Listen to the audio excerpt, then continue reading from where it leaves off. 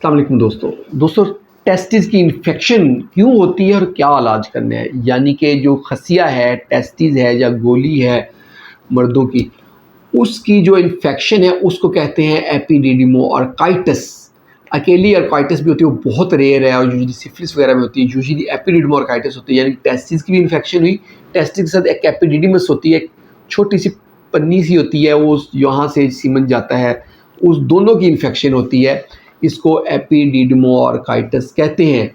ये जो है बच्चों में यूजुअली यूटीआई की वजह से होती है कि पेशाब की जो रुकावट है या एनॉमली होती है, यानी कि गलत जगह पे नाली खुली हुई है, नाली सही जगह पे नहीं है, उसकी वजह से यंग एज में यूजुअली ये सेक्सुअली ट्रांसमिटेड डिजीज़ एसटीडीज़ जो है, गनोरिया वगैरह, इसकी वजह से होती है। और ओल्ड एज में ये ऑब्स्ट्रक्शन की वजह से, प्रोस्टेट की ऑब्स्ट्रक्शन की वजह से ओल्ड एज में ये होती है। ये हर एज में ये पाई जाती है। एपिडिडिमोआर्काइटिस इसको कहते हैं।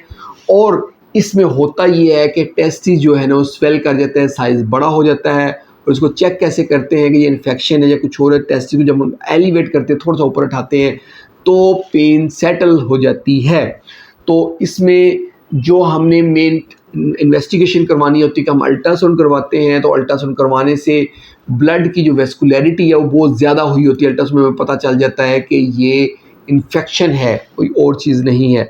तो इसको ट्रीट जो हम करते हैं उसके लिए हम जो सेफ्ट्राइजोन इंजेक्शन है वो 1 ग्राम का मसल में सिर्फ एक दफ़ा लगाते हैं। और उसके अलावा हम जो है डॉक्सीसाइक्लिन जो कैप्सूल या टैबलेट 100 mg वाली सुबह शाम 15 दिन के लिए लेते हैं। और इसके साथ जो quinolones हैं जिसमें लीवोफ्लॉक्सासिन या मॉक्सीफ्लॉक्सासिन हम जो है एक रोज़ाना के हिसाब से 7 दिन के लिए देते हैं। और एक स्टैट में हम अजिथ्रोमाइसिन 1 ग्राम तक देते हैं। 500 mg वाली गोली या कैप्सूल अवेलेबल होता है, वो 2 इकट्ठी एक दफ़ा बस दे देनी होती है।